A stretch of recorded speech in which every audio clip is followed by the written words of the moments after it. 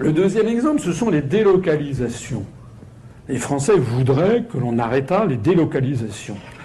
Je rappelle qu'en 2012, M. François Hollande s'était fait élire en disant « vous allez voir ce que vous allez voir ». Il avait même un de ses collègues, enfin de ses collaborateurs qui s'en était fait une spécialité. C'était M. Montebourg. M. Montebourg allait se battre contre les délocalisations. Il avait d'ailleurs eu un ministère qui s'appelait le ministère du redressement productif, qui était une vacherie, bien entendu, de la part du Premier ministre M. Ayrault et du Président de la République, parce que tout ce petit monde sait quand même très bien dans quel désastre nous sommes et dans lequel on va. Donc ce que nous disons, c'est que les délocalisations, c'est très gentil de dire qu'on va lutter contre les délocalisations, mais les délocalisations, c'est quoi ? C'est une entreprise qui décide de transférer une usine qu'elle a en France, de la transférer ailleurs. Et ça se passe par l'opération de quel Saint-Esprit ? Tout simplement par le fait de pouvoir sortir des millions, des centaines de millions, voire des milliards d'euros de France pour aller construire une usine ailleurs. Donc c'est exactement corrélé à la libre circulation des mouvements de capitaux. Les délocalisations sont dues à l'article 63 du traité sur le fonctionnement de l'Union européenne qui nous dit, dans le cadre des dispositions du présent chapitre, toutes les restrictions au mouvement de capitaux entre les États membres et entre les États membres et les pays tiers sont interdites. En fait, il s'agit de la reprise d'un article qui ne portait pas ce numéro, mais qui figurait dans le traité de Maastricht de 1992. Et ça n'est pas pour rien que... Allez regarder... Je suis obligé de faire une conférence assez rapide parce que je veux qu'on puisse parler à la fin, mais allez regarder d'autres conférences que j'ai faites où je vous explique. Si vous allez regarder un dictionnaire étymologique de la langue française, vous verrez que le mot délocalisation est apparu en France en 1993, c'est-à-dire quelques mois après la ratification du traité de Maastricht. La première délocalisation, c'était l'affaire Electrolux, d'une entreprise qui fabriquait des aspirateurs et qui allait se délocaliser en Écosse. Donc c'est très précisément daté, hein.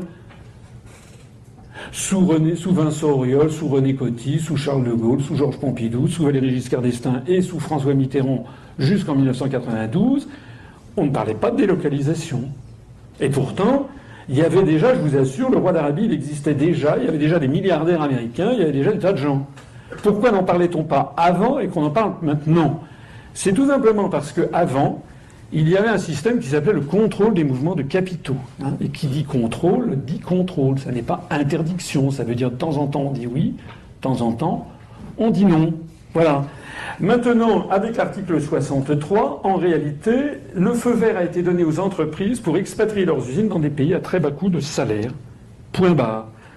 Donc lorsque les Français élisent, par exemple, M. Hollande, en se disant « Oui, j'ai entendu à la radio, et Montebourg, il va s'opposer aux délocalisations ».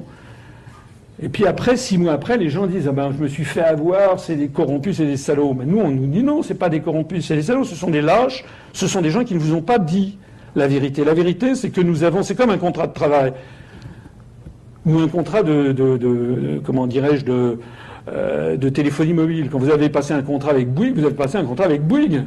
Bon, voilà. Vous êtes obligé, un contrat de travail, vous êtes obligé de respecter votre contrat de travail, un contrat de location. Ben là, c'est pas la même chose. Les Français, ils ont un contrat qui s'appelle les traités européens. Et ben vous ne pouvez pas vous y soustraire aux traités européens. La seule façon de s'en soustraire, c'est d'en sortir en dénonçant les traités. Et si, comme de temps en temps, j'en entends certains qui disent on ne va pas respecter les traités tout en y restant, d'abord c'est assez singulier comme démarche. C'est comme si vous disiez ben voilà, je suis invité chez des amis et puis au mieux en plein dîner, vous mettez les pieds sur la table et vous commencez à lâcher des flatulences. Ben, les gens vont dire cher monsieur, prenez la porte. Si on ne veut plus respecter un traité, ben on ne respecte plus le traité, c'est-à-dire on s'en va. Hein, comme disait De Gaulle, si on est couillonné, on dit je suis couillonné, je m'en vais. Mais il y a des gens, si vous voyez qui je veux dire, qui disent oh non, comment sortir de l'Union européenne, c'est un scandale, c'est ça. Nous, ce qu'on veut, c'est on va pas respecter les traités, mais pas respecter les traités. Les gens qui disent ça ne savent pas ce que sont les traités. Si la France d'aventure se mettait à ne pas respecter l'article 63, la Commission européenne, comme elle en a le devoir qui lui est fixé par les traités, doit immédiatement saisir la Cour de justice de l'Union européenne qui condamnera la France. Comme la CJUE a condamné la France pour avoir tardé à transposer les directives OGM en France. 163 000 € par jour de retard dans la non-transposition des directives OGM. Alors certains pourront dire, oui, alors et si on ne respecte pas les décisions de la CJUE? À ce moment-là, les autres membres de l'Union européenne pourront nous déférer devant la Cour internationale de justice de l'ONU, où on sera de rechef condamnés. Mais tout ça pourquoi? À quoi ça sert de se mettre dans son tort quand on peut être dans son droit, c'est-à-dire sortir des traités, puisque l'on peut en sortir, il y a une clause qui est prévue pour ça. En attendant, le nombre de milliards d'heures travaillées en France est en effondrement. Nous assistons, ça c'est au cours des 15 dernières années, on est passé en France de 6,1 milliards d'heures travaillées dans l'industrie à 4,2 milliards d'heures. En 15 ans, l'industrie française a perdu un tiers du total des heures travaillées. C'est très largement dû à l'hémorragie d'entreprises. Mais pourquoi on est riche collectivement? C'est pas donné jusqu'à la fin des temps, hein. Si on est en train c'est comme si vous vous mettiez dans une baignoire d'eau chaude et que vous vous ouvriez les veines. Hein. Actuellement, chaque jour qui passe, la France perd 6 à 700 emplois industriels chaque jour. On en a 7000 de moins qu'il y a 10 jours. On en a 700 000 de moins qu'il y a 100 jours.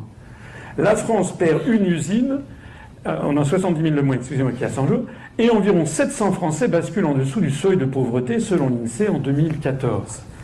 La France, c'est pas seulement la France, mais les pays de l'Union européenne sont des pays où la pauvreté s'étend à toute allure.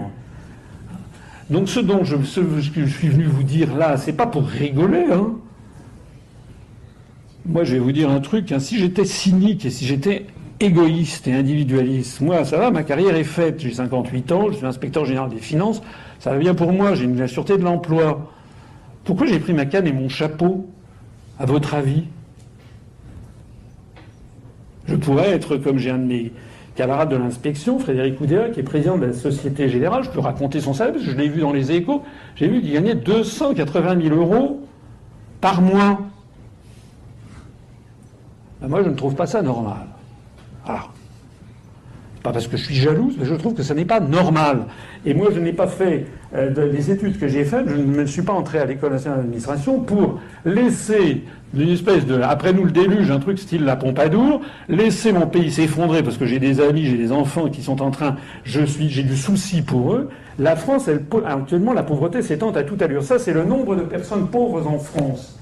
La courbe jaune, c'est le seuil de 60% du niveau de vie médian, c'est-à-dire en gros, alors c'est en euros constants, ça a été calculé par l'INSEE.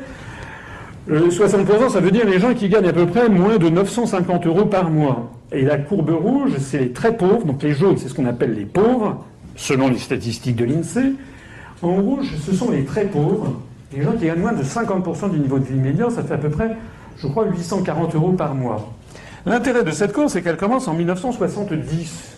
C'est intéressant d'avoir des courbes qui remontent à loin. Vous voyez que de 1970 jusqu'à 2002, on a eu une baisse tendancielle tout à fait spectaculaire du nombre de pauvres et de très pauvres en France. En 1970, il y avait 9 187 000 pauvres et ils étaient tombés à quelque chose comme 7 500 000 en 2002 et le nombre de très pauvres était passé de 6,5 millions à 3,7 millions.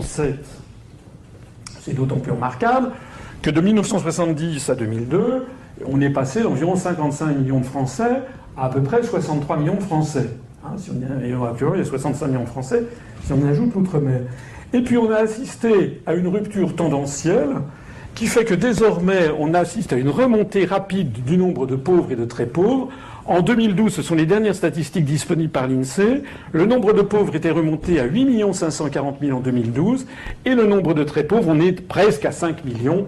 Je suppose que le directeur de l'INSEE, pour ne pas faire trop de peine au ministre de tutelle, a dû enlever quelques pouillèmes pour montrer qu'on n'avait pas atteint les 5 millions. Alors ça, c'est quand même des courbes qui devraient intéresser les gens. Il y a un problème qui se passe. Il y a un problème tendanciel. Pendant les 30 glorieuses, on voyait la pauvreté s'effondrer, puis d'un seul coup, on voit la pauvreté et la très grande pauvreté réaugmenter.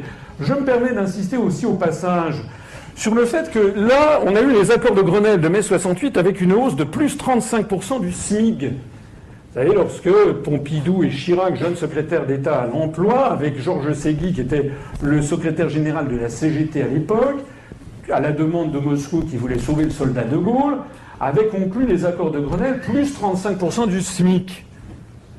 ça a provoqué une formidable augmentation des salaires en France. Parce que si vous augmentez les ouvriers de 35%, vous êtes obligé aussi d'augmenter les salaires du contremaître. Parce qu'il ne faut pas que le contremaître gagne moins que l'ouvrier.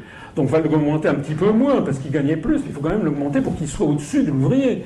Si vous augmentez le salaire du contremaître, il faut également augmenter le salaire du cadre moyen, et puis du cadre supérieur, etc., etc. Donc de proche en proche, on avait une augmentation phénoménale de la masse salariale de plus 22%. Pour les économistes, ça s'appelle une relance keynésienne, en fait. Ben, regardez ce qui s'est passé. On a eu un effondrement dans les années qui ont suivi du nombre de pauvres et de très pauvres. Enfin, ça c'est un fait. Aujourd'hui, si vous dites qu'il faut faire une relance keynésienne, on vous considère comme une espèce d'abomination de la désolation. En janvier 83, on a eu les 39 heures et la 5e semaine de congés payés. On a vu de nouveau une baisse du nombre de très pauvres, peut-être un sursaut du nombre de pauvres, mais qui ensuite est reparti à la baisse. En 1998, on a eu les 35 heures. Les fameuses 35 heures. Je ne suis pas là pour défendre les 35 heures d'ailleurs. Je suis là simplement pour essayer d'éclairer l'opinion publique par rapport à des espèces d'idées reçues où on vous dit en gros en France, les gens gagnent trop d'argent. Voilà. Et qu'il faudrait diminuer sans arrêt le salaire, mettre les gens au boulot, que les gens ne travaillent pas assez, que c'est ça.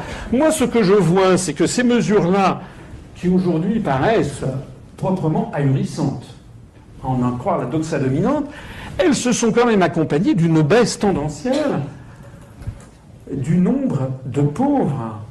La vraie rupture, c'est en 2002 qu'elle arrive. Et moi, je suis désolé, il y a quand même quelque chose dont il faudrait parler, c'est l'arrivée de l'euro.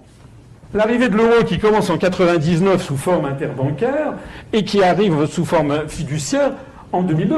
Quand je dis l'arrivée de l'euro, c'est avec toutes les contraintes qui sont liées à l'euro. Les réformes indispensables, la précarisation générale du travail que l'on nous indique comme étant la voie de sortie. Maintenant, on commence à avoir le recul du temps, on est en 2016. Et je suis désolé, mais 2016, c'est quand même pas rien.